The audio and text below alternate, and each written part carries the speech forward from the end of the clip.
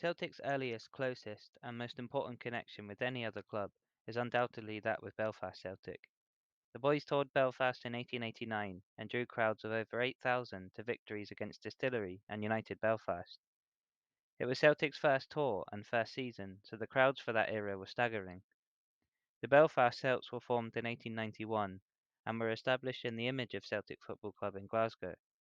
The moulding of the new club and its design extending to include its association with charity, attractive football, and an indiscriminate signing policy. The club chairman James Keenan suggested the name Celtic, and Secretary Bob Hayes wrote to the Glasgow namesake for their blessing in using the title. Not only did they receive as much, but a sizable financial donation was also offered in response. By 1901 the club had become a limited liability company and had to register as Belfast Celtic Limited, because Celtic Football Club Limited already existed. Their football was played on Donegal Road in West Belfast at a multi-purpose facility named Celtic Park, or Paradise to the Belfast Celtic fans. The stadium actually became the first in Ireland to host greyhound racing in April 1927 and continued to be used as a greyhound track right up until the 1980s. Belfast Celtic enjoyed very early success, winning the Irish League title in 1899-1900. The club's ascendancy and wider symbolism generated big support, and they soon became a beacon for the nationalist community. The Celts had phenomenal ability to draw fans from across the 32 counties, so much so that special train services were provided for supporters from Dundalk and smaller towns in County Louth on match day. However, most matchgoers came from Ulster. Many people throughout Ireland would follow Belfast Celtic, but also look out for the results of their larger namesake in Glasgow. This was reciprocated in Scotland to some degree, where an affinity with counterparts in Antrim was certainly felt. Savoured it was when the two teams met. On each occasion, the match was held at Celtic Park in Belfast, giving the Irish fans an opportunity to see their beloved teams. Glasgow Celtic shared the field with the Belfast outfit on no fewer than 15 occasions, the latter winning just twice. Naturally, huge crowds were lured, and gate receipts were often donated to charity. One of the key components of the friendship was Charles Patrick Tully, Ireland's original superstar. He was quite a character and a wonderful entertainer. It is thanks to him that we have Glenn Daly's immutable anthem, the Celtic Song. The bulk of the words to Daly's tone are written in a 1927 Belfast Celtic match programme, and Tully brought it with him to Glasgow. Tully also brought a wealth of trickery and talent. That talent was nurtured in his typically mischievous manner at St Kevin's School in Belfast. He regularly found himself in trouble for playing what was regarded as a foreign game, or soccer. Indeed, Tully had skippered the school Gaelic football team and also played hurling. But in spite of his prowess at Gaelic sports, it was always the English Association football that he really wanted to play. As a teenager one day, Tully was asked to fill in for a local football team playing at Falls Park. He impressed so much that the legendary Jack Miles came to hear of his ability. Miles was a famous former athlete and then schoolteacher at Milford Street School. The institution was renowned for producing quality footballers, and Miles arranged for Tully to be transferred to his institute, as well as sorting him employment as a Belfast Celtic ballboy. Charlie now found himself in an environment whereby he could play soccer, but still enjoy Gaelic games. He won a junior medal in Gaelic football, but his soccer really started to shine. Belfast Celtic's coach Willie MacDonald had begun to take note of Tully's performances. MacDonald selected him to play against Glentoran in 1942, rendering Tully speechless for the first time in his life. Jack Vernon, a Belfast Celtic legend, had to insert his shin guards, such was the shock. Equally shocking was the fact that the occasion marked the first time in Tully's career that he had ever worn shin guards. Usually he would just stuff old bits of newspaper down his socks. Nevertheless, he excelled on the pitch and was dubbed the schoolboy who is an outstanding discovery of the future by the local press.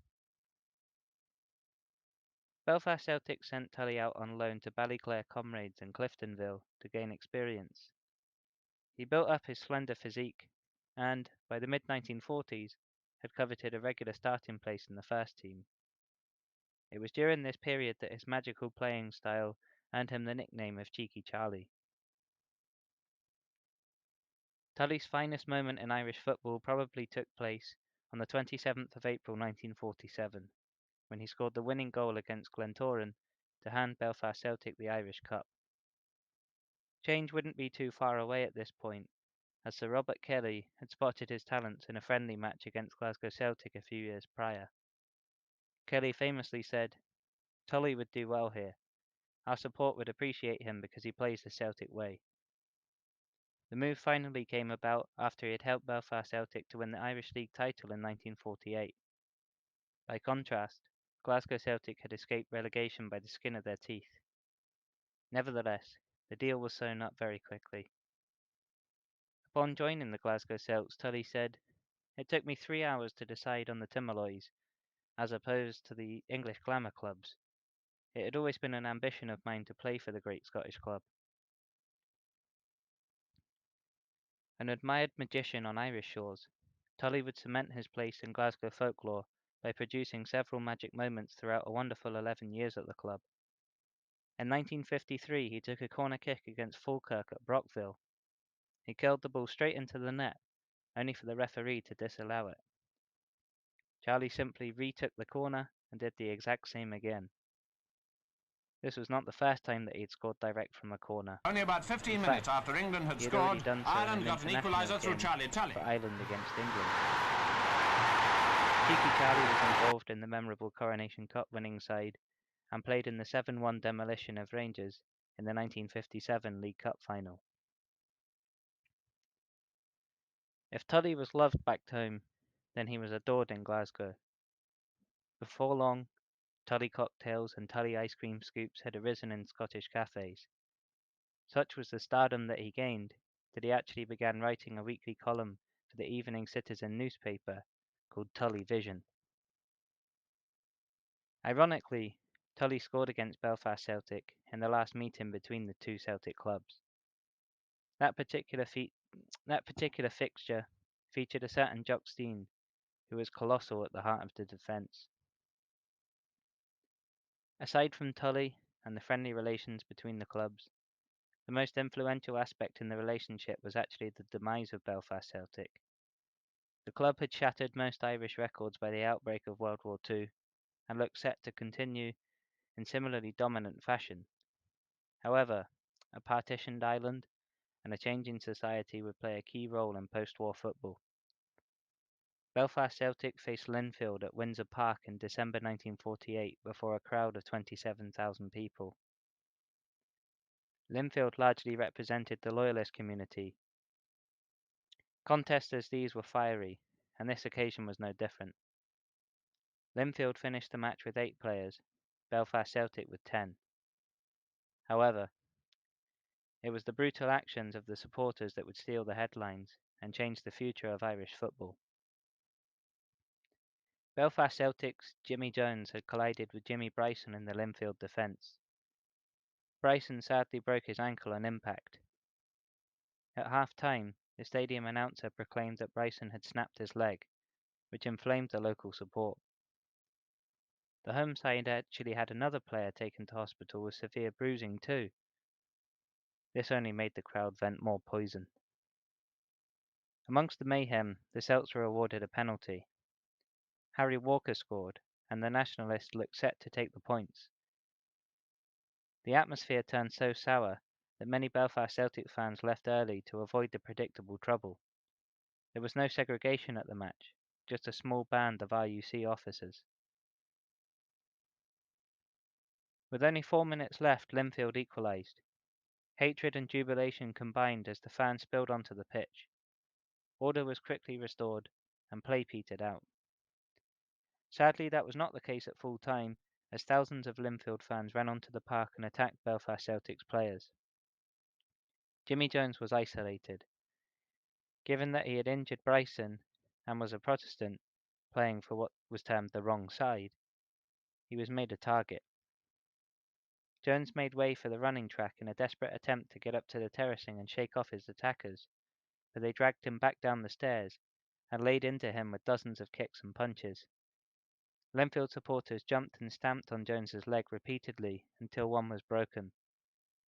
Even then the crowd did not relent. All the while the RUC failed to intervene. It was eventually Sean McCann, Jones's close friend and Ballymena goalkeeper, who came to his aid, but the damage had been done. Jones was rushed to Musgrave Park Hospital, where surgeons managed to save his leg, although it was now an inch and a half shorter than the other. As a result of the attack, the Irish Football Association ordered Linfield to play 2 matches away from Windsor Park, which was their home ground. Belfast Celtic officials called an urgent meeting to discuss the repulsive attack.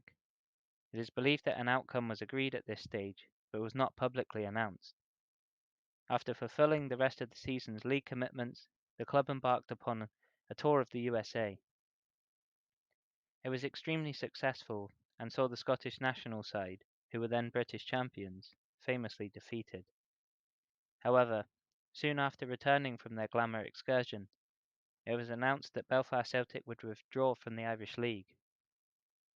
There was time for one last meeting with Glasgow Celtic in 1952 and a handful of friendly matches, the last being an emotional farewell against Coleraine, after which the club disbanded.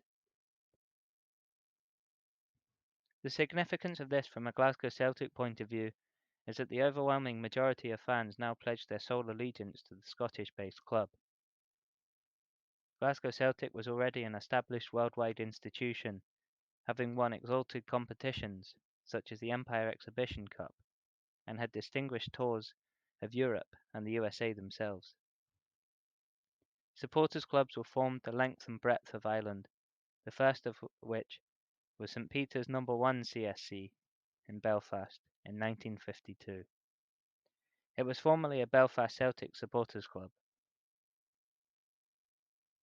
This transformation made travel to Scotland a touch more viable, and the CSC took part in trips across the water, often having to board cattle ships. As the civil rights movement grew and the Troubles kicked off, the Irish-based contingent brought a hardened Republican mindset into an already politically minded diaspora. The Troubles were very emotive, and certainly would have stimulated the political nature of the Celtic support and their songbook regardless, but the fact that many fans travelling over were directly affected certainly shaped and intensified Celtic fans' political identity to a degree. In 2003, the Belfast Celtic Society was formed to resurrect the memory of the club. In 2010, they immortalised the name of Belfast Celtic by opening a museum in the shopping centre, which stands on the site of the old stadium. The museum brings the history to life, with a stack full of memorabilia and information. Whilst launching the museum, the Society also created a Belfast Celtic Trail. This is a walking tour that takes you on a journey to pivotal sites in the club's history, including the grave of Charlie Tully. It is largely intertwined with the Republican community's struggle for civil rights and freedom, along with the history of Celtic Football Club. The trail proves very popular with Celtic fans, and is an excellent way to explore the connection between the two clubs.